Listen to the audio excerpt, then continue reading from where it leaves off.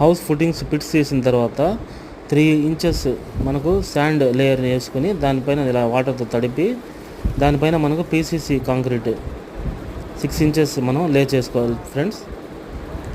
40 mm metal తోటి దాన్ని ఇలా మనం స్లైట్గా హ్యామర్ చేసుకోవాలి ఫ్రెండ్స్, కాంపాక్ట్నెస్ కోసం కాంక్రీట్. దీనిపైన మనం మార్కింగ్ చేసుకుంటాం. మార్కింగ్ చేసుకున్నాక మార్కింగ్ తగ్గట్టు కాలనీ ఇలా చూస్తున్నారు కదా, ఇలా ప్లేస్ చేసుకోవాలి friends. Don't forget to keep cover blocks అండి. కవర్ బ్లాక్స్ మస్ట్ అండ్ షుడ్గా ప్లేస్ చేయాలి ఫ్రెండ్స్ మ్యాట్ కింద. చాలామంది బ్రిక్స్ యూస్ చేస్తుంటారు. ఇలా ఫ్లాట్ కాంక్రీట్ వేసిన తర్వాత వైబ్రేటర్ యూస్ చేయాలి friends must and షుడ్గా.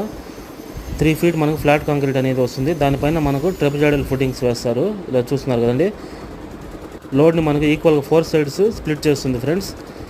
That is use of trapezoidal footing. Trapezoidal footing రావాలంటే మన కాలం మార్కింగ్ సెంటర్కి ఉండాలి ఫ్రెండ్స్ పిట్కి. So take care.